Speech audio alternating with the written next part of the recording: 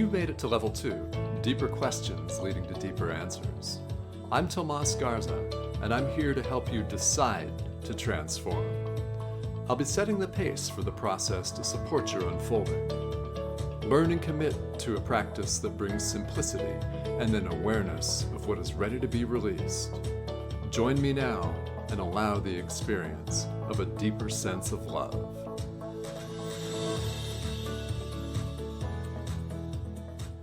Hello and welcome to Decide to Transform. I'm your host, Tomas Garza, and I've got a very special, high energy and fun show in store for you today. So I thank you for joining me from wherever you are listening in the world.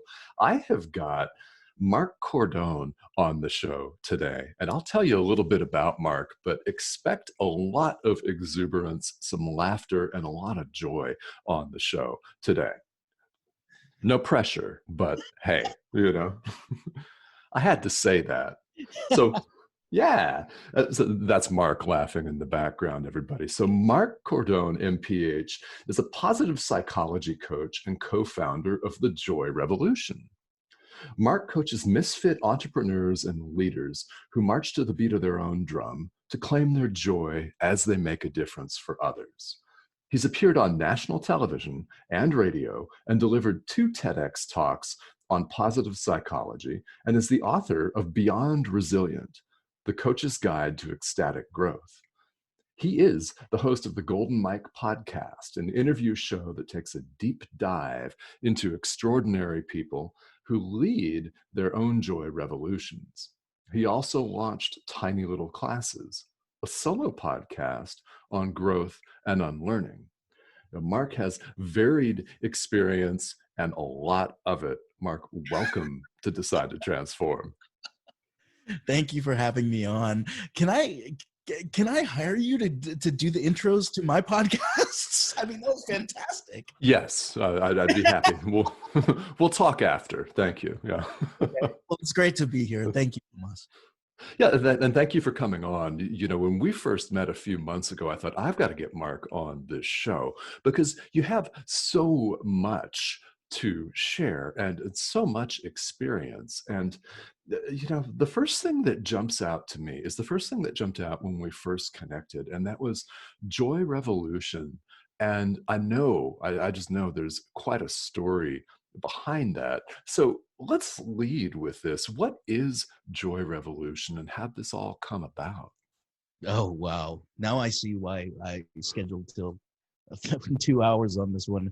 The Joy Revolution really was a culmination of everything that I had been doing for my entire life. My parents are immigrants, and so it's been great growing up kind of in 2 universes and then multi-universes. And then once I got my adulting on, as the cool kids call it, right? My first job was in a university, and it was doing social justice work with students. That was about 7 years that I did it. I ended up burning out, and I knew that I was burning out because I was coming back from work and I'd be taking these long showers, and I didn't even realize I was in the shower until the water got cold. Like I'd be thinking about the pain that my students were in, and it really got tough on me. And so I kind of looked around other jobs. I still loved that job, and this job opened up in the health area of our university. And I was like, I guess on paper it looks right because I'm an MPH, Master's in Public Health, but like I never thought I'd work in health. And so like I thought that when I was getting hired, like there was a beginning part where it was like hand washing and how to have safe sex, those sort of things. But there was a blank part of that. There was a blank part of that job offer, and I asked them about it, and they said, we really see this strength in you creating things, and we want to see you create something here in the health department. And it was just the first thing that I thought of, how not to burn out.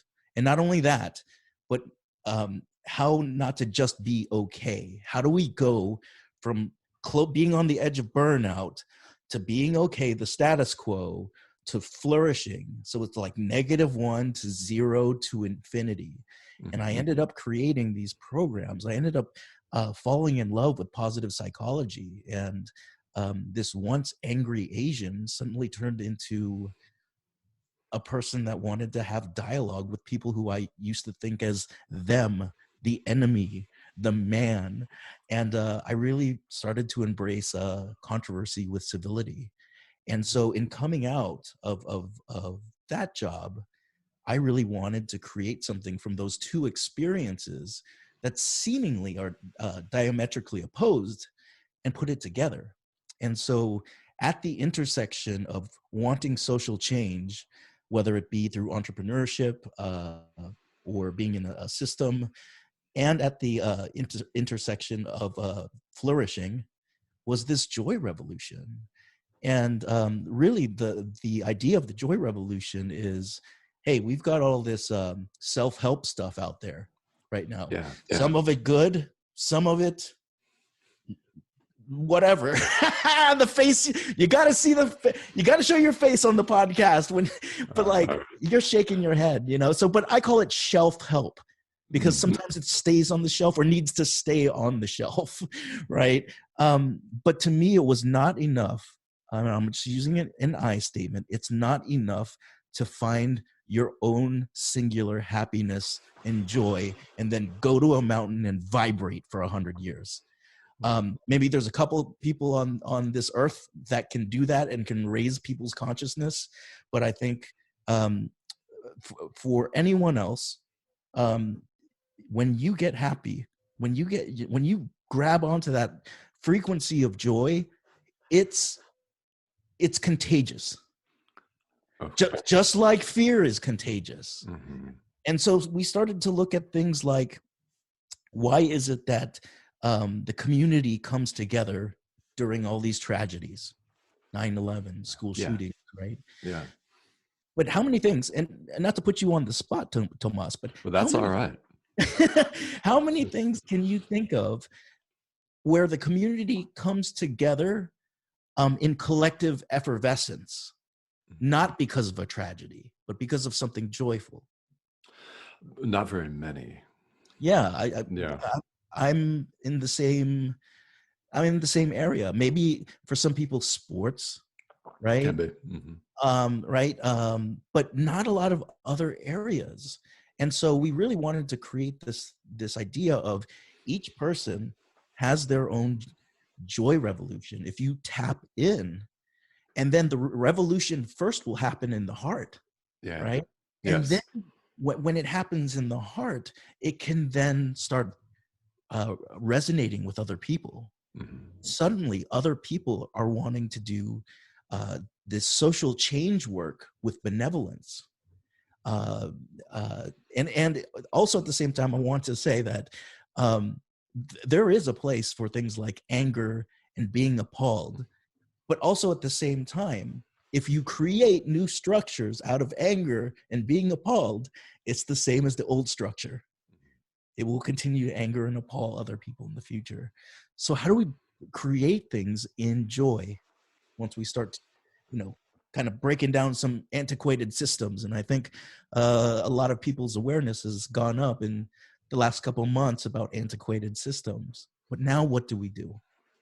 Right. So I feel very lucky that the joy revolution is where it's at right now. And um, in and the sort of the way the world's turning, the paradigms are shifting.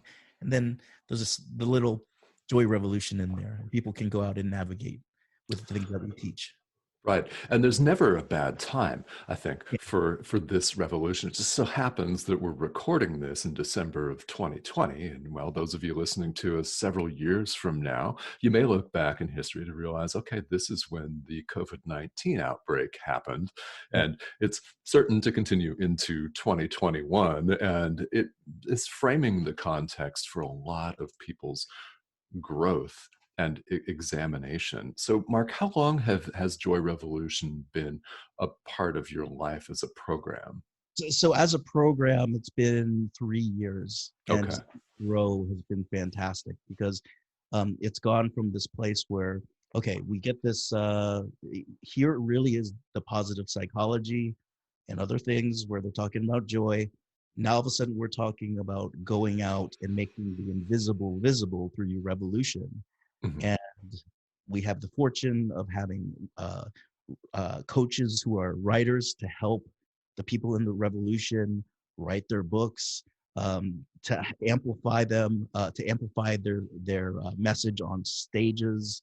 We have this semester we had this semester I'm still thinking higher education, but Sure. this round we had someone who had two TEDx's, but one of them hit Mhm. over 6.6 million in terms of her sharing her joy revolution. So we had her come in as a coach to Mhm. help the folks who are like, there's no way I could ever speak on a stage. So it's really been fantastic, and to teach and learn from that program at this particular epoch in time is Yeah. fantastic. Yeah, I mean, it really is because there's so many people that are doing this type of Yeah. work. And so take us through, Mark, a little bit of the backdrop that you mentioned. You referred to yourself a few minutes ago as an angry Asian. So what was behind all of that? Because you've had your own joy revolution and tremendous transformation throughout this process. So, where were you? What was that all about? I mean, boy, I mean, well, I think positive psychology uh, really hit the target for me because I was angry for so long, Okay. Yeah. and a lot of things started off with, I remember just being a child and not giving a crap about anything, like, Mm, and that's not in a detached sort of way. It was in a way that like everything was amazing, and mhm, suddenly like I don't know what the part of it fractured off, and suddenly I started looking at myself as being different. Suddenly, it was confirmed that I was different when someone would say something about, "Hey, we're studying the indigenous people of the Americas," and people would be like, "Oh, well, that's Marc's people, right?" mm, And like I was the go-to guy when it came to the non-white stuff growing up, and it really just it got to the point where my confidence was really low in terms of mm, like mhm. who and what I could do in the world. And I remember one class in high school when someone just said a couple things, uh, it really set me off, and it was like an unconscious reaction, and I spit in his face. Oh, wow. Okay. Yeah, Mm, and I never talked back to teachers. I was taught to always respect teachers, and mhm, the teacher came in and was like, "Mark, you're going to be in uh, penance hall for multiple mm, weeks for that." And I turned to him and I said, "You allowed him to call me a dog eater, and you want me to pay for it?" Like mm, I spoke to like and that was the very beginning of me like kind of thinking that I had some sort of sovereignty, but that was still it was so mixed up with anger that like you know um I came home feeling great about myself, but it wasn't this greatness. It was illusionary greatness. It was just the fact that I didn't have a negative day. I just fought back and got to zero today. okay. Yeah. And so when I went into social justice work, if you weren't angry doing your social justice work, then you weren't actually doing social justice. Okay. And in retrospect, I realized how lonely it was for me to do that kind of work, how indoctrinating I was trying to be by saying, this is how you should feel. Mhm, Aren't you aghast? Aren't you pissed about this? Well, you should be. You should. And then I'd make all these hyperbolic statements of how this goes all around the world and stuff. yeah. And I was like, man, what am I doing? What am I doing? And so I do think that my own personal joy revolution came when I kind of I kind of felt like I was ready to leave the nest when it came to higher education, and I Right. felt Yeah. sort of this calling that there was something larger out there. I don't know what it looks like, but I need to lean into it, you Yeah. know, and leaning into it, being like recognizing my feelings and stuff like that. It really came to this place of a joy revolution, and I continue to evolve in it, and that's what I love. Yeah. So yeah, Yeah, I mean, you've said a couple things that are really important. Number one, I mean, you just mentioned it's something that continues to evolve. You continue to evolve. And a few minutes ago, you said something that I think is also worth highlighting is that this is not positive psychology is not 100% joy and love all the time. There's some work that's involved in yeah, that. Yeah. Tell us a little bit about that. yeah. Well, 100% joy, 100% happiness and joy. Number one is a boring life. And number two, I would constitute that as complete toxic positivity, which is nasty. Um, uh, my father passed a few months ago, and people would be like, "Get up and get running," and it would be a failure to recognize how much I'm hurting, certain things like that, and that really lit up this idea that um, no, positive psychology is really about riding those ups, downs, and all arounds. If we're having a bad day, quote unquote, we're judging it as a bad day, or we're Yeah. judging it as a good day. Hmm. And what I love the most about positive psychology, um, I can't really say it as well as Rumi said it. He had this story about the guest room, Yeah. and your any emotion that knocks on the door, you allow in and stay at the guest room, and then they leave, and another emotion will come in. So to cut yourself from some sort of pain, or bypass some sort of area that's challenging, is really not doing positive psychology work. It's kind of toxic. I call it the same thing as spiritual bypassing. Toxic positivity is very much like spiritual bypassing, and you'll have people that are blissed out, not wanting to confront some of the things that they were put on this earth to confront, Right. and they really are depriving themselves um, this opportunity to up level in this video game that we're Mhm. we're in right now. All right. Well, I love that. A video game. Yeah. Yes, people often think of it as a movie, but a video game is cool. Oh, yeah, yeah. Yeah. Well, I can definitely see it as a movie.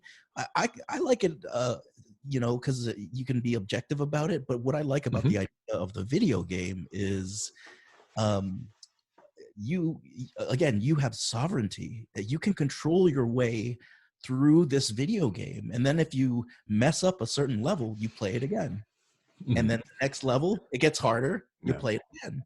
And so I think both have their positives, the movie and the video game. I love it. Do you have a favorite video game while we're on the subject? Legend of Zelda. Do not even debate with me on that. Do not debate with me. Legend of Zelda is the top. Legend? Ah, well, No. I'm unable to debate with you because I've never played it. So, Well, I got to hear yours. yeah, no, yeah, yeah. I just thought I would ask. Yeah, because that's very interesting because you've got a sense of participation. There's a participatory sort of feeling to a video game versus a movie where you just sit down with a bucket of popcorn and a large soda. I mean, big, and you just kind of sit there, and then you can pause it if it's on Netflix or whatever. Because we're not going, guys. We're not going to traditional movie theaters right now in 2020. So, yeah, those of you, thank you for listening. 5, 6 years from now, this is where we were in Yeah, life. there's a thing called movie theaters, y'all. And the UFOs had not landed yet, y'all. Not yet. Oh, No, not yet. It was before then. yeah. Yes. Hmm. And we were still wondering, what will that look like? Well, and I think we're what you and I are recognizing is that the world is evolving very fast. Mm, We don't know what it looks like, but we have choices as to we don't yes. know what it looks like. We can choose fear, or Mhm. we can choose something like love, right? And that's what I really love about this year is that it things weren't happening uh, to me. Things were just happening. And then I had the opportunity to make these decisions. Okay, do I want to be scared here? Do I want to be scared here? Do I want to join this movement just because people are saying I should join this movement? Where I can just kind of step back, like in the same way as a movie, and watch it, and then say, okay, now I can engage. I can look at this neutrally, whether it's quote positive or quote negative, and then come in with an objective as I can viewpoint. Yeah. Yeah. Yeah. And there's so much of importance there. It really is a choice that we make moment to moment. Mhm. Yeah. And I feel Viktor Frankl said it best. Like they can take anything people can take anything they want from you, except your ability to choose how you react to it. Mhm. And I think Yeah. again, at this point, it's amazing that these all of these quotes are still relevant in a changing world. That the choices we have to be afraid that maybe old systems might be toppling, and Mhm. it's really cool. Yeah, it is. It's really cool. So when you're working with people in a joy revolution context, how do you work with them? Because you help them produce TEDx talks, as you mentioned a few minutes ago. So what does this look like when someone begins to do this work, and how do you come in and help them through this? Yeah, so I'm gonna pull a little bit of the curtain back to Yeah. kind of Oh, joy revolution. all right. Um, I think it's hard to prescribe joy, Mm, right? And yeah. so when we come into the joy revolution, one of the things when it comes to writing is before we teach anything, write from your body.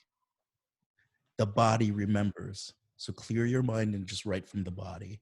The second thing we do is on the next day is I will I will teach some sort of PhD level lesson on joy or systems theory, something like that. And it's very much like the Karate Kid, where where Mr. Miyagi has him painting the fence, and everyone's like, "Where is my joy now?" Right? Uh, Yes. and then it culminates at the end with this exercise in receiving. And once they realize that every bit of the joy revolution was staged up until this part where you are receiving, suddenly everyone is overwhelmed with joy. And Mm, we lock it in. We lock it in and we say, store this in your body. Write what you feel right now, what the body will remember. So when you leave the joy revolution, you'll always be able to come back to the writing and it will remind you of what that felt like. And I have mhm. some goosebumps just because it happened Wednesday, and some people came in, they thought it would be prescribed, and they thought it was going to be a lot more let me tell you how to be joyful. And it was much more about us listening, and it was a lot more shadow work than they thought. It was a lot Yeah. more, there's a lot more things going on. But really what it is a commitment to the community. They come in, um, we give them everything they need from uh, things to write grants with the revolutions, how to build your network with the revolution, how not to burn out, and those Mm, are all great. But the last thing they get is the joy at the end. okay. So when we leave, they're gonna be fueled by joy, and it's very cool. It's a very cool process. It's almost like an ongoing retreat, and when Ah, a really good retreat, and at the end, it's like, oh my gosh, there's a release happening right now. I'm happy yes. right now. that's very much what the Joy Revolution's like. Yeah, I love that, and I love the likening it to a very good retreat, Yeah, which keeps giving long after the retreat ends, if it's exactly. really good. Yeah. Mhm. Exactly. And I my first retreat was with some Jesuits, and they threw a very good retreat. So Okay. Oh, yeah. props to the Jesuits, but a lot of it All right. is very introspective. It's looking into some shadowy corners, and it's like I used to be afraid to want to look at there, and then you peek behind, and guess what? It's your best self standing there. Right. Like, thank you for acknowledging me finally. Now Mhm. some work. Yeah, and you've mentioned here what a process that was for you to begin to peer behind those dark corners, and I think it is for everybody. And when you work with folks, how long do you typically work with them? Is this a short kind of? Oh well, when we first started, it was 6 months, Oh yeah, yeah, and so it's heavy duty work. But we have it streamlined to about 4 months right now, yeah. Hmm. where you come through the things that didn't stick with the previous iterations. We just take out. We don't take anything personally, and we really get to sort of the the the the the meat of it, the marrow of things very quickly, Yeah, and so it usually goes about 3 months, and 1 month is dedicated to your joy. The second month is dedicated to your joy in the context of society, and then the last month is your joy in the context of bringing joy to others and social change. And so okay. it's really, I don't know if we can pack it up looser than that. And then at the very Hmm. end, maybe we'll do this live, in person one day. But at the very end, we have our own kind of performances. Everything that someone has learned in the Joy Revolution, they now go and declare to the world. Okay. And so it's very cool. It's very, very cool. Yes. Yeah, that is cool. The declaration component, when you first told me about that, was something that I thought was really amazing. And Yeah. people start sharing this and extending it, and yeah. And so when people do that, what kind of things, if you can share, what kind of things have people done in terms of social change or any other change for that matter? It's incredible. It's incredible. So a few people have it. It runs the gamut. A few people. Okay, here's one. One person's revolution was in yoga. There was a lot of people who from yoga who come in, and I didn't know this because I didn't necessarily know about it. But when I looked at it, I understood why she did what she did. She wanted to make yoga accessible to everyone and not cater to the upper class, um, petite white woman. Right. She wanted to see it going to men, people of color, all these other areas. So that was her revolution, right? Um, we had other people talking about the revolutions of after losing a spouse, where Mhm. it's, look, once I lost my spouse, all I've been tagged by society is a widow, and I still have so much left to give the world, beyond this widow moniker you've given me. Um, Yeah. Now, just Wednesday, we had someone really, really stressing how important a reform in medicine is, and I mean, it was a joy revolution, but this cat was calling out the system, and he's a pharmacist, and he was calling himself out. I mean, it's all over the place. Everyone's joy revolutions, Yeah. and that's what's great about it is you're listening, and it's like, oh my gosh, I want to jump on that revolution.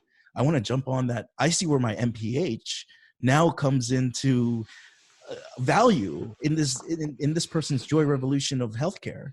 And so it's again like it's teaching and learning, and everything that I do that's concerning the Joy Revolution, I must understand that I am a teacher and a learner. And also, I was taught that I was also taught that really great teachers are supposed to be surpassed by their students, because the teacher opens up the capacity that the teacher could get to. But now the student starts at that new capacity and expands that capacity beyond what the teacher could ever do. And I think that's what growth and revolutions look like. It's really a passing of the batons. Or if you've ever done double dutch, which you look like you've played double dutch jump rope, the rope will always spin. So I jump in, and then when I can't go anymore, I jump out, and then someone else jumps in. It's not about Marc Cordon's Joy Revolution for life, and you follow me around for the rest of your life. No, come in, go, and then let me join your revolution. You know? Yeah. Yeah. I can't imagine a host of people following you around for the rest of your life. No, I can't either. Yeah. I don't know. That doesn't sound like much fun to me. I can't either. Yeah, it's all about fun. And you've taken this in a number of different directions. You've got a couple of different podcasts Yeah. going on. Tell us a little bit about those. You've got the Golden Mike podcast for starters. Yeah. Yeah. So the Golden Mike podcast really was an extension of my introversion in doing Facebook Lives. Okay. I really wanted to push myself, and like I said, 5 minutes I could stay on with a guest on the first lives. You get to 200, and now I get to choose. Now I get to like really dive deep. Now I don't necessarily have to be the court jester and make everyone laugh and do these tricks on Facebook. I can really sit down like we are right now, Tomasa, and speak to folks and really go for a deep dive into sort of what has led to where they're at right now, you know, and everything that I've learned has been it's like a class every week for me to listen to these folks. I think one thing that's really interesting, which is not interesting at all, which is no duh, but the show last month ranked 116th in the United States in spirituality. Cool. So I do love the fact that when I first started with the positive psychology, joy stuff, I never really talked about the spirituality. And it's funny because people are seeing exactly what I'm trying to do. Like I'm kind of a court jester and I'm trying to do this joy, but also at the same time, positive psychology stops where spirituality begins. And that's part of what we do in the Golden Mike podcast. I really have loved and enjoyed it. I can't wait for you to take me over 100, that 100 ranking when you come on. Right on. But also at the same time, one thing I've noticed in the past 12 months of doing the Golden Mike podcast is, and this is just a little shadow work, is I'm hiding behind my guests. I was giving, you know, I know how to give a hard question, but I don't know how to answer it, you know? And so I really started to think about what needs to happen for my own growth. How do I put myself in a place of sort of taking a quantum leap when it comes to that hiding? And November 25th, I still have the sticky note on there. I started an idea. How do I do a podcast where I'm not hiding? And so that's what tiny little classes are. It's me not hiding. And it's also me doing, me falling on my face, taking a quantum leap, you know, but in 8 days it was done.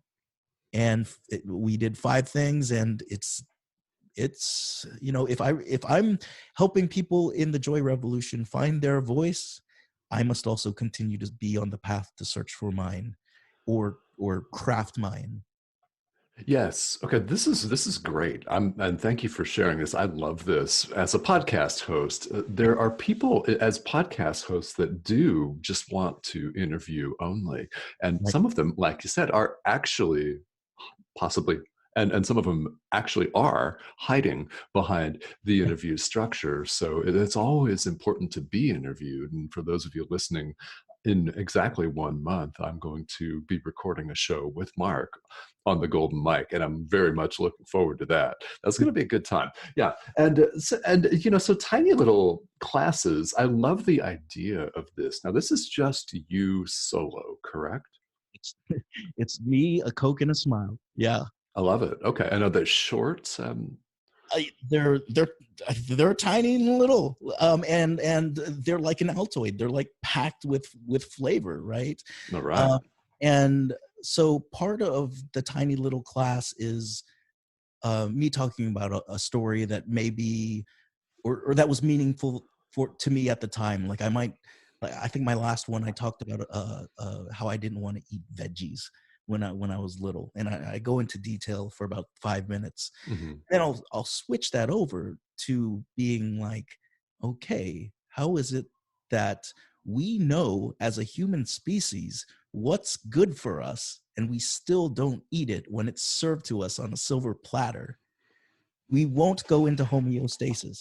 And so like it's not for me to call out the audience. It's for me to hear myself teach the lesson to myself. I do not care about rankings or anything like that, but it's in real time the things that I'm struggling to things that I'm struggling with. So Yeah. yeah, the people pleasing, the compliance, those sort of things.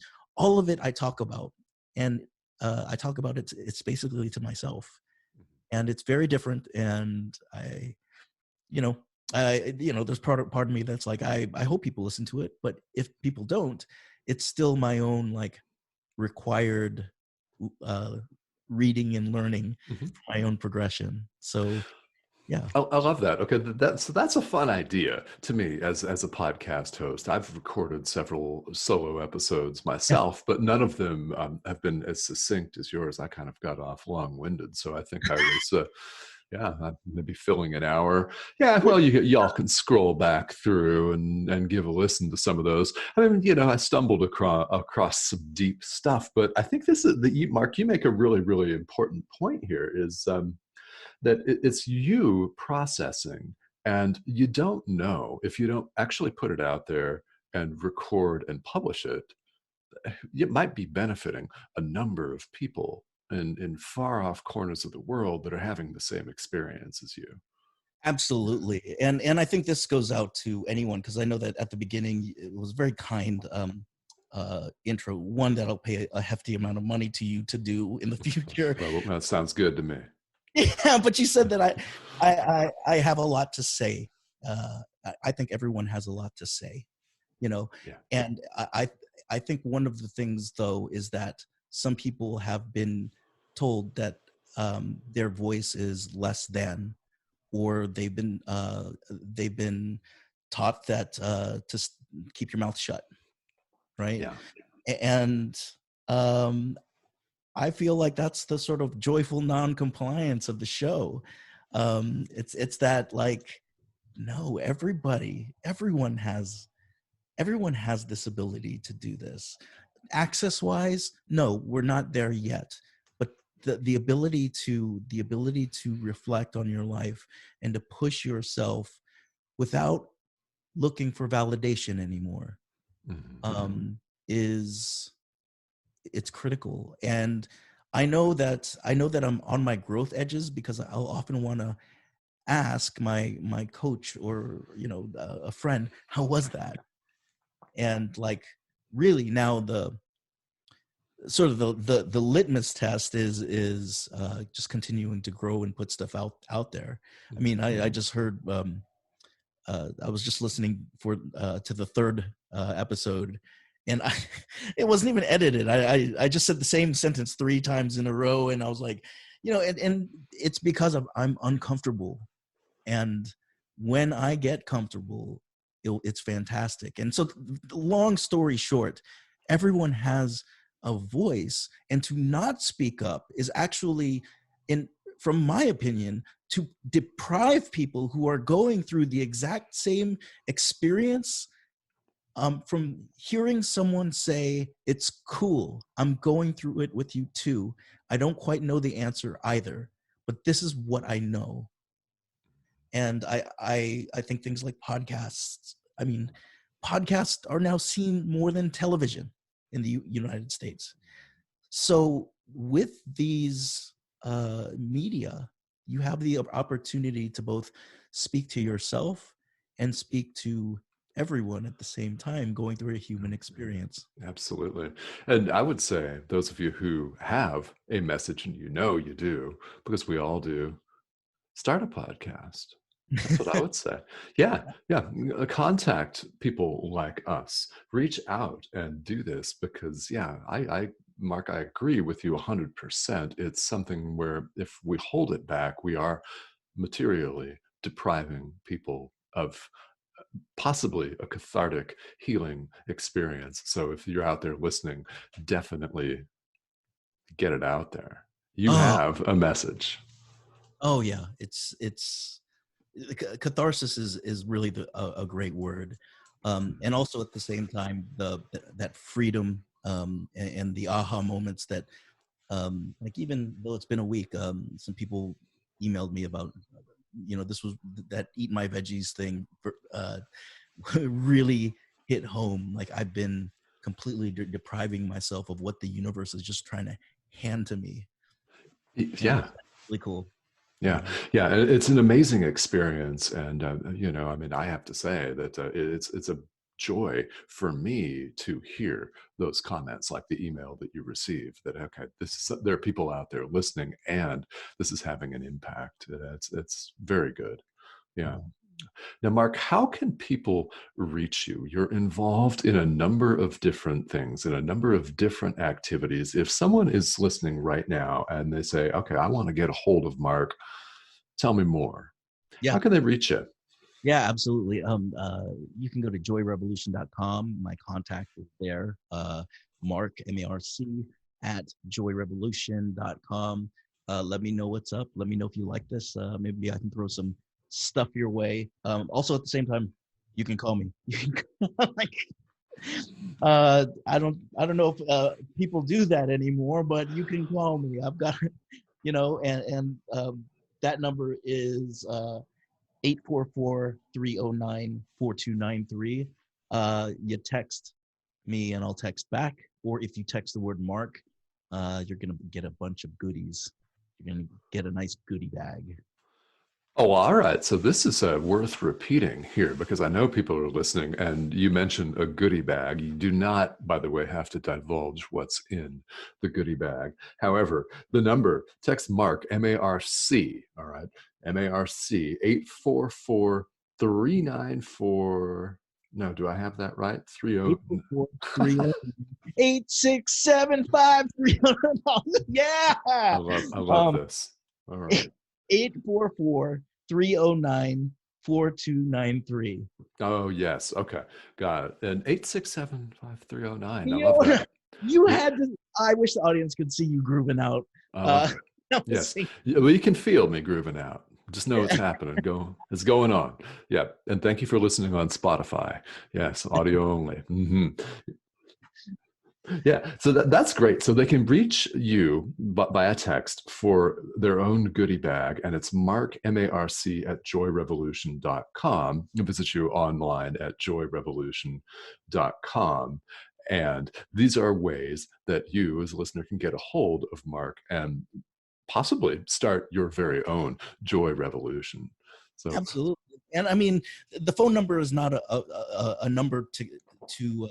It's not a false number. That's my phone number, and part of the reason I put it out there is because um, we again we've been using emails and chat so much that we sometimes forget what it was, not sometimes, but we sometimes forget what it's like to interact with these deeper ways of connecting, like hearing the voice, Mhm. right?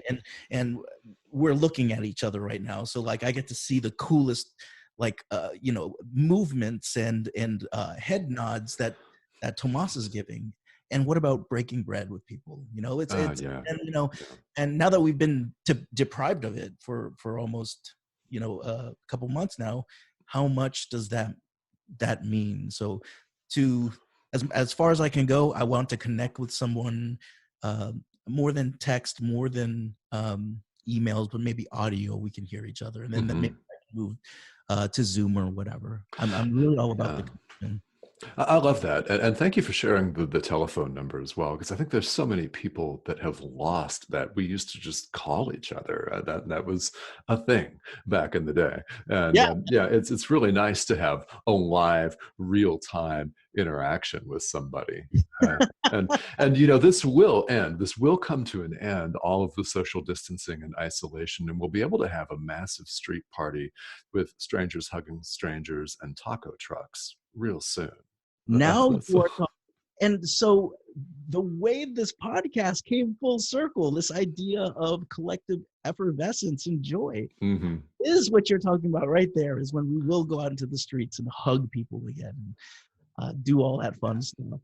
And I'm looking forward to it. I want packed, as in unable to move, like a crowded dance floor at a club, only with joyous music and really, really good street tacos. I know of a lot of them. If y'all live in Phoenix, come on down.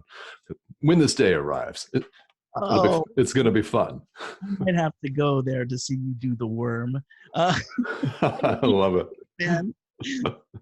I love this. Well, Mark, this is fun, and I knew that we would have a good time on the show, and I know that people have gotten a lot of value. And what else would you say to people? Any kind of anything else that you'd like to add before we wrap up? Um,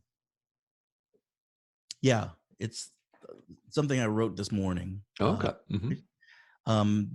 And I didn't come up with this. It was my friend Jen who showed up in my Facebook feed. But I feel this is worthy of retransmitting. Um, you can create whatever you want if it's in your unique design.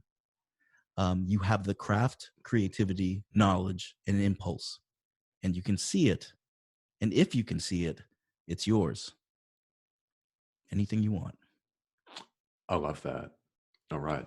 Anything you want. Mark, thank you so much for sharing your thoughts and your heart with us today. And thank you so much for joining me on the show. This has been a real pleasure.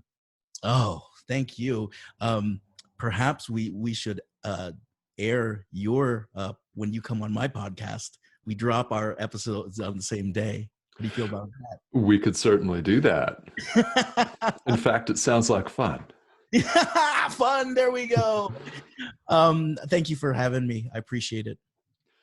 Thank you so much for joining us. That's our word here, guys, is fun. You've been listening to Decide to Transform with Marc Cordon of Joy Revolution, and everybody have a great day. We'll be eating tacos in the street and hugging strangers real soon. I promise, guys. All right. Everybody have a great rest of your day.